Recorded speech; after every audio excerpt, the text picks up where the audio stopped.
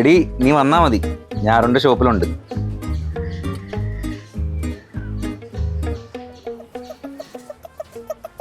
ഇത് ആലോചിച്ചിട്ടാണോ? കോപ്പേ, നീ അവളെ പ്രപ്പോസ് ചെയ്യാൻ വന്നത്? ഒന്നാമത് നിന്റെ തന്ത പറയുന്നതേ നീ എൻ്റെ കൂടെ നടന്നിട്ടാ ഇങ്ങനെ ആയെന്നാ. ഈശ്വര, നീ അങ്ങേരി ഒന്ന് കിട്ടിയ പെണ്ണിനെ നിന്റെ തലയിലാക്കിയെന്ന് പറഞ്ഞാ നീ കട കത്തിക്കും. അളിയ, അത് പിന്നെ ഉള്ള കാര്യമല്ലേ.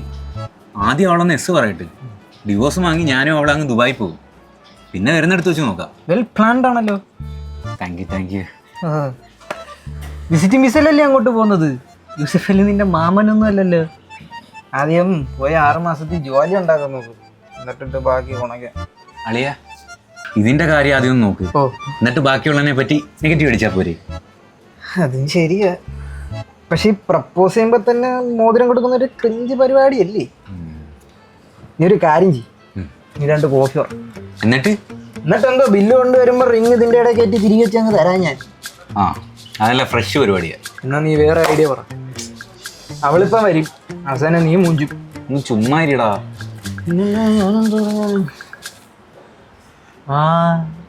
അവള് വന്നു. അയ്യോ എടാ, എന്തോലും മറക്കുന്നതാ. എന്റെ പൊന്നളിയാ, നീ തലയിറങ്ങിയൊന്നും വീഴല്ലേ. നീ അവിടെ പോയി റൊമാൻസ് പിടിച്ചിരി, ഞാൻ റിങ്ങുമായിട്ട് അങ്ങ് എത്തിയേക്കാം. എന്തേലും മൈരൊക്കെ കാണും. നീ പോ.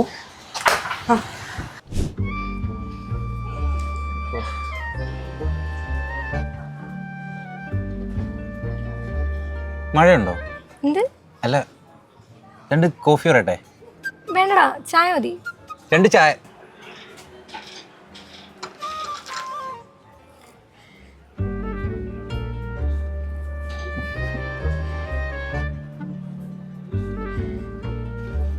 നിനക്കെന്ത് പറ്റി? വയ്യേ? ഒന്നുമില്ല. എടാ, എനിക്കിന്നോടൊരു കാര്യം പറയാനുണ്ടായിരുന്നു.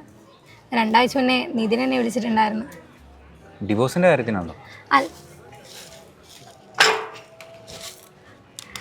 അല്ലടാ, അവന് റീജോയിനിങ്ങിന് താല്പര്യം ഉണ്ടെന്ന്. ആദ്യം ഞാനും മൈൻഡ് ചെയ്തില്ല. പിന്നെ കണ്ടിന്യൂസ് ആയിട്ട് ഇങ്ങനെ സംസാരിച്ചപ്പോൾ എനിക്കെന്തോ പാവം തോന്നി. അല്ലെങ്കിലും എൻ്റെ ഭാഗത്തുണ്ടായിരുന്നല്ലോ ഈഗോ ഇഷ്യൂസ്. എന്നോടൊന്നും പറഞ്ഞില്ലല്ലോ. എടാ, എന്തെങ്കിലും ആയിട്ട് പറയാമെന്ന് കരുതി. അവ അടുത്ത ആഴ്ച ലീവിന് 10 ദിവസം നാട്ടിൽ വരുന്നുണ്ട്. പോകുമ്പോൾ എന്നെയും കൊണ്ടുപോകാന്ന് പറഞ്ഞു. എത്രയും ചെല്ലിയാടാ, ഞാനും അടുത്ത് കുറേ നാളായി. ഇപ്പോഴാ എന്തായാലും ഇതെല്ലാം നോക്കിയായത്. എടാ, ഞാൻ പറയുന്നല്ലോ, നീ കേൾക്കുന്നുണ്ടോ? എനിക്കൊരു കാര്യം പറയാനുണ്ടായിരുന്നു. എന്ത്? ഞാൻ അടുത്ത ആഴ്ച പോവും. എവിടെ? ദുബായിലാ. എന്താ പെട്ടെന്ന്?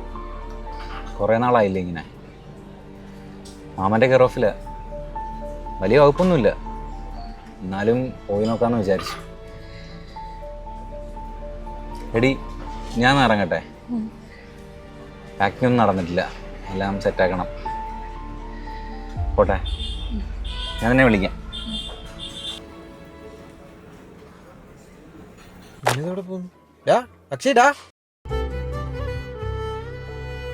ഞാൻ എവിടെയോ വായിച്ചിട്ടുണ്ട്, പ്രണയം വിരവൊക്കെ ഒന്നാണെന്ന്.